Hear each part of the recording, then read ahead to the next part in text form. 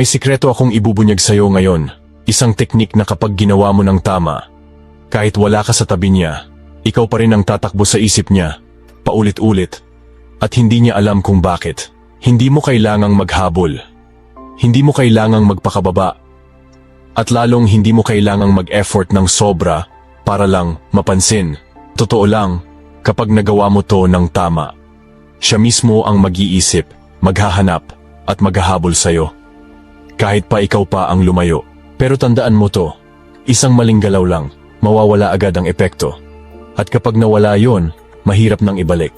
Kaya kung seryoso ka na gusto mong matutunan ang mental switch na kayang magpaikot sa isip ng kahit sinong babae, manatili ka dito hanggang dulo. Ngayon mo lang ako nakilala, aral mula sa Stoicism, ang architect ng diskarte at kontrol. At sa channel na to, hindi tayo naglalaro ng hula-hula. Ang gamit natin ay mga hacks, tested sa totoong buhay. Mga diskarteng hindi lang basta pambola, kundi pang matagalang epekto sa isip at emosyon. Dahil sa larong to, hindi lang puso ang target mo. Utak niya mismo ang hahawakan mo sa kamay mo. At kapag nagawa mo yon, kahit saan siya mapunta, kahit sino pa ang makilala niya, ikaw pa rin ang magiging main character sa kwento niya. At bago tayo magsimula kaibigan, pwede ko bang malaman kung taga saan ka para malaman ko kung saan umabot ang video na ito ngayon? Ready ka na bang malaman kung paano? Tara, simulan natin. Alam mo ba, isang teknik na kapag ginawa mo, parang sinilyuhan mo ang sarili mo sa utak ng isang babae at hindi ka na niya makakalimutan. Kahit lumipas pa ang araw, linggo, o buwan, bigla ka na lang papasok sa isip niya at hindi niya alam kung bakit. Ang tawag dito, emotional imprinting. Simple lang pakinggan pero malupit ang tama. Ang utak ng tao, natural na kinokonekta ang emosyon sa isang bagay, amoy, o lugar. Kapag na-activate mo ang malalim na emosyon niya sa isang particular na moment, ikaw ang magiging emotional bookmark sa alaala na yon. Halimbawa, nagkukwento siya sa'yo na nung bata siya, lagi siyang dinadala ng lolo niya sa isang lumang kafe. Tuwing naaamoy niya ang kape roon, bumabalik lahat ng alaala, yung amoy, yung lamig ng hangin, at yung pakiramdam na safe siya. Ito ngayon ang gagawin mo. Isang araw, bigla mo lang sasabihin, alam mo, kanina may nadaanan akong kafe. Hindi ko alam kung bakit, pero naalala kita. Parang ramdam ko yung vibe na lagi mong kinukwento. Tapos, hayaan mo na. Huwag mong pilitin ang usapan. Mag-disappear ka sandali. Anong mangyayari? Sa tuwing maaamoy niya ulit ang kape, o mapapadaan sa kafe na, yon, ikaw ang unang papasok sa isip niya. Di dahil gusto mo lang, kundi dahil sinilyuhan mo na ang emosyon niya sa isang memory na ikaw ang kasama.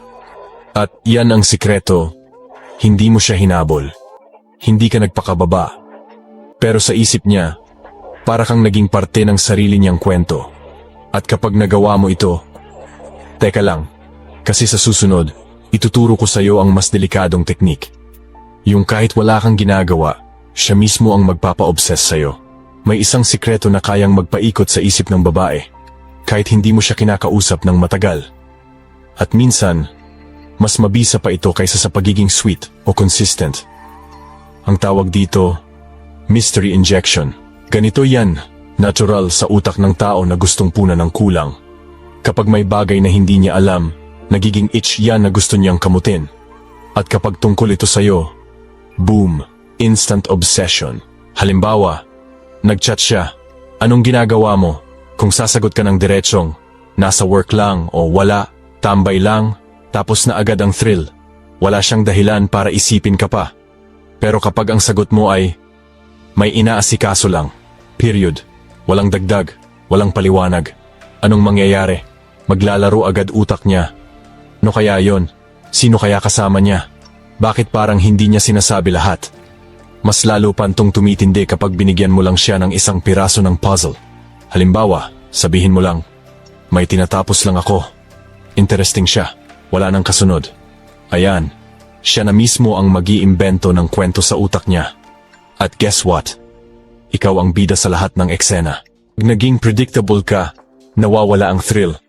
Pero kapag may konting misteryo, may what if, may baka, hindi ka lang gusto ng babae, gusto kanyang alamin. At sa oras na gustuhin kanyang alamin, doon nagsisimula ang obsession. Pero teka, paano kung gusto mong gawing mas mabilis ang proseso? Meron akong susunod na teknik na pwedeng mag-trigger sa competitive side niya. At kapag nangyari yon, siya mismo ang maghahangad ng attention mo. Reverse jealousy trigger. Alam mo bang may isang shortcut para mapabilis ang attraction ng babae? Isang move na kapag ginawa mo ng tama, siya mismo ang maghahabol ng attention mo kahit hindi mo siya pinipilit. Ang tawag dito, reverse jealousy trigger. Ganito yan, natural sa tao, lalo na sa babae, na ayaw matalo. Kapag naramdaman niya na may ibang option na pwedeng maging karibal niya, nag-a-activate ang competitive instinct niya. Biglang tumataas ang value mo sa mata niya. Halimbawa, casual lang kayong nag-uusap, chill lang. Tapos bigla mong ibabato, grabe may nakilala akong girl kahapon. Ang talino niya, ang dami niyang alam sa business. Tapos, palit agad ng topic. Walang explanation, walang extra details. Anong mangyayari? Boom! May maliit na kirot sa loob niya. Hindi ka naman diretsong nagpapakita ng interest, pero sapat ang sinabi mo para magtanong siya sa isip niya. Sino yon? Bakit niya nabanggit? At bakit parang hindi ako ang iniisip niya ngayon? Kapag umabot sa point na siya mismo ang magtatanong tungkol dito, ibig sabihin, tinamaan na siya. At kapag tinamaan siya, mas magiging engaged siya sa'yo. Bigla siyang magpapansin, magpaparamdam, at mas magiging interesado sa'yo. Pero tandaan, dapat subtle lang. Kapag ginawa mo to ng sobra, halatang nagpapaselos ka on purpose, at baka ma-turn off siya. Ang sikreto dito ay magbigay lang ng hint, tapos hayaan mo siyang mag-isip at maghabol. At kung akala mo yan na ang pinakamatindi, teka lang. Kasi sa susunod, ituturo ko sa'yo kung paano gamitin ang katahimikan mismo para hindi kanya matanggal sa isip niya. Kahit anong gawin niya. Silent treatment magnet. May isang simpleng paraan para hindi kanya matanggal sa isip niya kahit wala kang ginagawa. Isang diskarte na hindi nangangailangan ng matatamis na salita. Di katahimikan. Ang tawag dito, silent treatment magnet. Ganito yan. Ang utak ng tao, lalo na ng babae, ay gustong-gusto ng closure. Kapag may nangyaring hindi malinaw, nagiging parang bukas na kwento sa isip niya na gusto niyang tapusin. At habang hinahanap niya yung ending, guess what? Ikaw ang iniisip niya. Parang may biglang nagbago sa energy niya. Bigla siyang naging cold. Nag-reply siya ng dry. O parang may iniisip siya na hindi niya sinasabi. Normal reaction ng karamihan? Magtatanong agad. Uy, may problema ba? May nagawa ba akong mali? O magsusorry agad? Pero ang gagawin mo, tahimik ka lang. Huwag mong i-clear agad ang tension. Huwag mong pilitin magpaliwanag. Ang mangyayari, mag-o-overnight yung tanong sa utak niya. Bakit parang hindi siya tulad ng dati? May ginawa ba akong mali? May iba ba siyang iniisip? At habang mas iniisip niya yon, mas lalo kang pumapasok sa isip niya.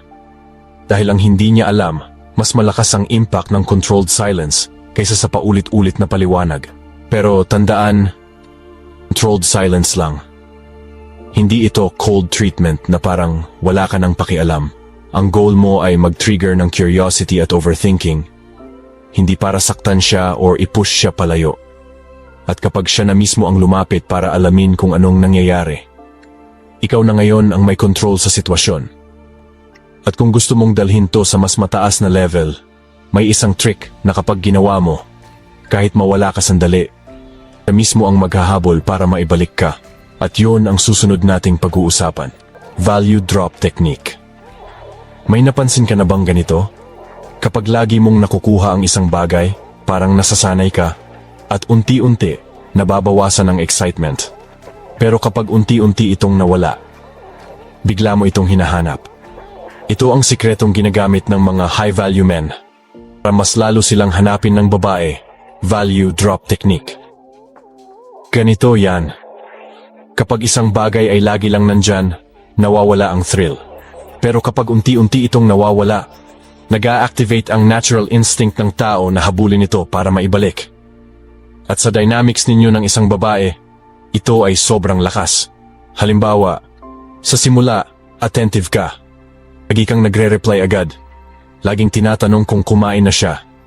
Pinaparamdam mo sa kanya na priority siya. Ang saya niya, kasi ramdam niya na may isang lalaking nakafocus sa kanya. Pero pagkatapos ng ilang linggo, unti-unti mong binabawasan. Hindi ka agad nagre-reply. Minsan late ka mag-update. Hindi ka na laging available sa bawat oras. Anong mangyayari? Mapapaisip siya. Bakit parang nag-iba siya? May ginawa ba akong mali? May iba na ba siyang kausap? At habang mas iniisip niya yon, mas gugustuhin niyang maibalik yung dati mong atensyon. Kasi sa isip niya, may nawawala na mahalaga. At instinct natin bilang tao na habulin yung bagay na unti-unting nawawala. Pero tandaan, dapat genuine ito. Hindi para lang manipulahin siya, kundi dahil may sarili ka ring buhay, priorities, at growth na ginagawa. Ang pagiging high value man ay hindi pagiging laging available, kundi pagiging isang lalaking may sarili ring mundo. At kung gusto mong mas maging unpredictable at mas lalo siyang mahumaling sayo, may isang laro ng atensyon na sobrang epektibo, at yun ang ituturo ko sa susunod. Push-pull technique.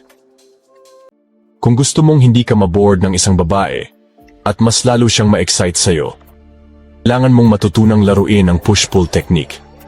Isipin mo ito na parang sayaw, isang hakbang palapit, isang hakbang palayo.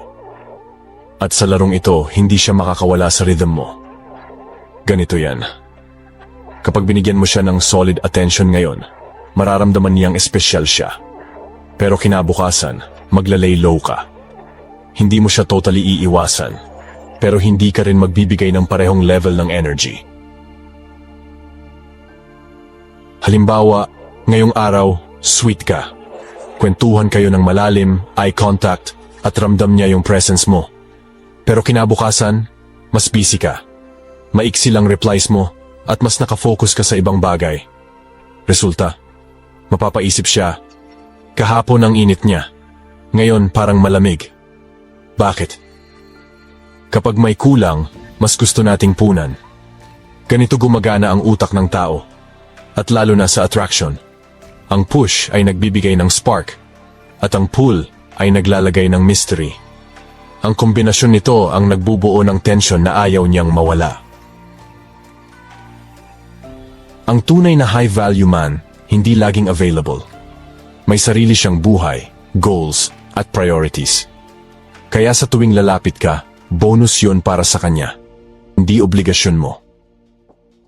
Pero may isang mas advanced na paraan para gawing roller coaster ang emotions niya nang hindi mo kailangang magsalita ng kahit isang salita. At yun ang ituturo ko sa susunod. Intellectual submission. Alam mo bang may paraan para ang babae mismo ang kusang mag-seek ng guidance at validation sa'yo nang hindi mo hinihingi? Ito ang tinatawag kong intellectual submission. At kapag nakuha mo to, hindi lang puso niya ang hawak mo, pati respeto niya. Ganito gumagana to. Sa halip na mag-flex ng kayamanan o looks, ipinapakita mo yung talino at depth mo sa mga bagay na hindi niya gamay. Hindi mo siya tinuturuan para ipahiya, kundi para tulungan siyang makita ang mas malawak na perspective. Halimbawa, nag-uusap kayo tungkol sa isang desisyon na kailangan niyang gawin. Hindi ka agad magbibigay ng direct na utos, pero maglalatag ka ng insight. Alam mo, sa business hindi laging pinakamagandang option yung pinaka-exciting. Minsan, yung boring pero stable. Yun ang nagdadala ng totoong results. Tapos iiwan mo lang yun sa hangin. Hayaan mong siya ang mag-connect ng dots. Ang babae ay